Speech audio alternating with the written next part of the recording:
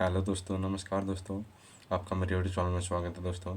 आज मैं आपके लिए क्लास 10th के जो मोस्ट इम्पोर्टेंट क्वेश्चंस हैं उसमें से मैं डेली वन क्वेश्चन यानी कि एक क्वेश्चन डेली मोस्ट इम्पोर्टेंट कराऊंगा। ठीक है, ये क्वेश्चन मोस्ट इम्पोर्टेंट होने वाले हैं आपके एग्ज़ाम के लिए। उनमें से आपके एग्ज़ाम में क्वेश्चन पूछे जाते हैं। ठीक है, चलिए इस क्वेश्चन को देखते हैं। ठीक है, चैनल को सब्सक्राइब कीजिए ताकि हर वीडियो नोटिफिकेशन आपको मिलता रहे। चलिए वीडियो स्टार्ट करते हैं। ठीक है, देखिएगा क्वेश्चन 1 दिया हमें।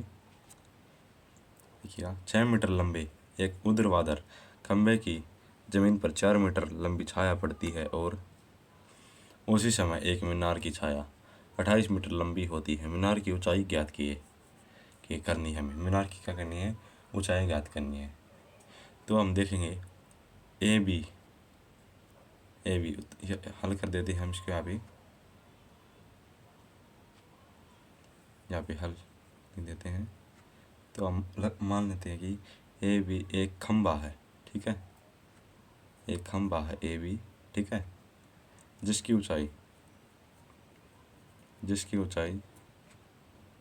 ऊंचाई 6 मीटर है दोस्तों, है ना दोस्तों?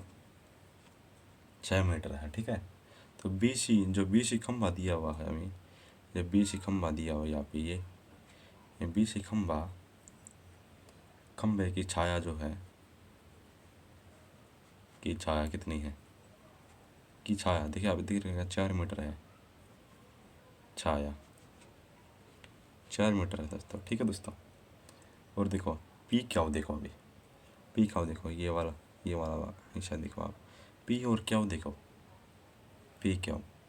ठीक है, पी क्या हो? मीनार की ऊंचाई है ना। मीनार की क्या है? ऊंचाई है। मीनार की ऊंचाई है दोस्तों। ठीक है दोस्तों, तो हमारी क्या है? एच मीटर दे रखी है। एच मीटर दे रखी नहीं है वाली एच मीटर, तो हमें ऐसे लिख देना। ठीक है, तो देखना आगे आपको क्यू आर दे रखा। क्यू आर, ये क्यू आर दे रखी है ना आपको। क्यू आर की जो मीनार की छाया है, मीनार की छाया। ठीक है दोस्तों, क्या दे रखी है? 28 मीटर, 28 मीटर। ठीक है, 28 मीटर हमें मीनार की छाया दे रखी है क्यू आर। ठीक है दोस्तों, अब हम देखते हैं, पेज ले लेते हैं दूसरा। ठीक है, अब देखिएगा त्रिभुज, जो हमें त्रिभुज दे रखा था ए बी सी, 2 त्रिभुज दिए थे हमें। त्रिभुज ए बी और सी हमें दिए थे। ठीक है, तो और दूसरा त्रिभुज हमें कौन सा दिया था? त्रिभुज पे क्या वार दिया था दोस्तों? देखो यहाँ पे दिखा देता हूँ आपको। देखो एक त्रिभुज में ए बी सी दे रखा है और दूसरा त्रिभुज पी क्यू आर दे रखा है। ठीक है दोस्तों, समझ में आ गया? अब आगे देखते हैं। दोनों त्रिभुजों में से हमने ले लिया। ठीक है, तो कौन ए बी सी हमें ले लिया है। कौन ए बी सी बराबर है कौन पी क्यू आर के। तो इक्वल कितने के? 90 डिग्री के है ना। ये दोनों कौन कितने के? 90 डिग्री के हैं। ये भी 90 डिग्री। यहाँ पे देखो ये 90 डिग्री यहाँ पे कौन बना हुआ है? ये कौन बना हुआ है 90 डिग्री के दोनों में? तो क्या है, दोनों 90 डिग्री पे कौन, दोनों 90 डिग्री पे है ना। और अब आगे देखिएगा, तथा जो हमें कौन ए दे रखा है, तथा लिख लेना तथा कौन ए दे रखा बराबर है कौन पी के। अब आप देख लीजिए यहाँ पे कौन ए यहाँ पे दे रखा, कौन ये ए यहाँ पे दे रखा, कौन पी के बराबर है ना। ए कौन समांतर है यानी बराबर है ना, बराबर। तो यहाँ पे आपको लिख देना है एक ही समय में सूर्य की किरणें समान कोण आंतरित करती है। एक समय में एक ही समय में सूर्य की किरणें समान कोण आंतरित करती है। समान कोण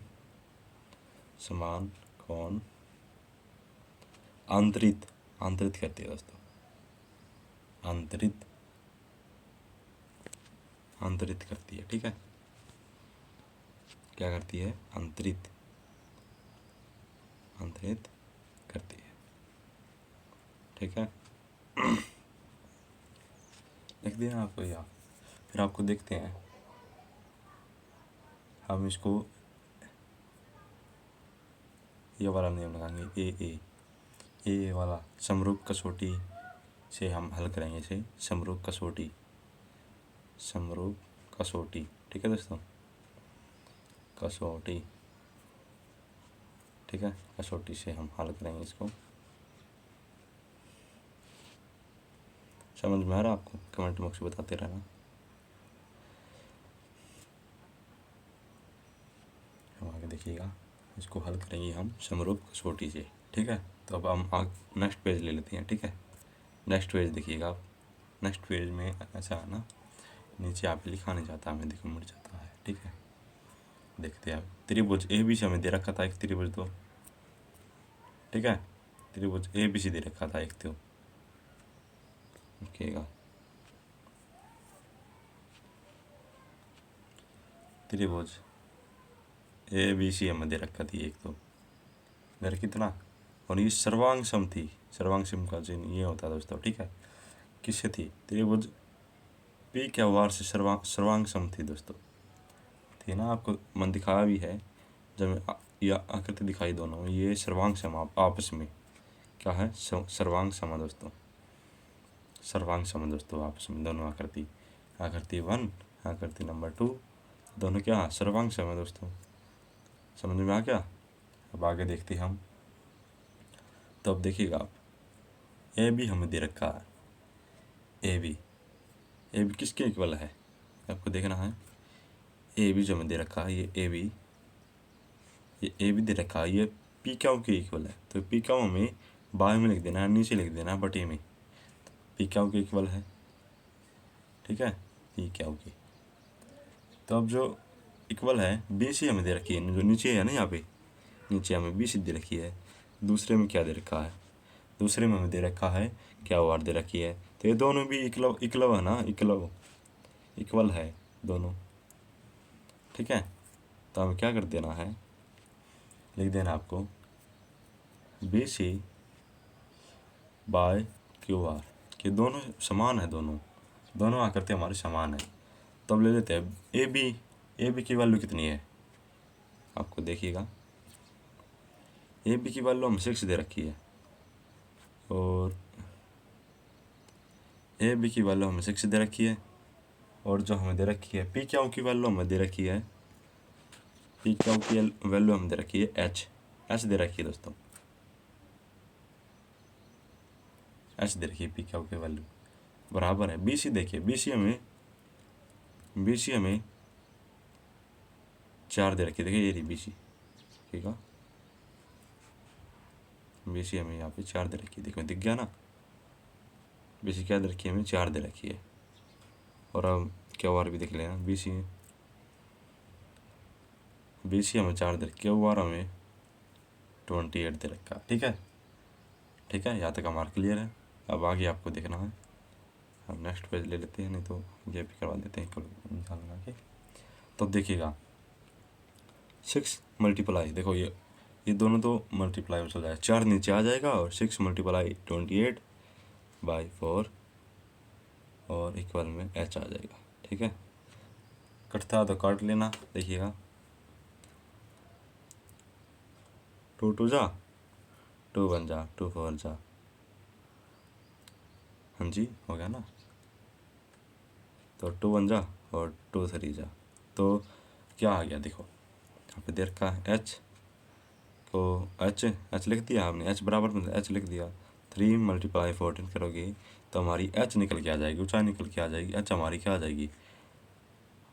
14 28 14 3 42, यानी 42 हमारी क्या आ गई? 42 मीटर हमारी क्या आ गई? ऊंचाई आ गई दोस्तों। तो हमारा आंसर क्या आ गया दोस्तों? तो हमारा आंसर आ गया 42 मीटर। ठीक है, समझ में आ गया? आंसर हमारा आ गया 42 मीटर दोस्तों। अच्छा, आशा करता हूँ मैं आपको समझ में आ गया होगा। ठीक है, वीडियो अच्छी लगी तो लाइक शेयर एंड सब्सक्राइब जरूर कीजिएगा। चलिए वीडियो को ये भी एंड करते हैं। Thank you.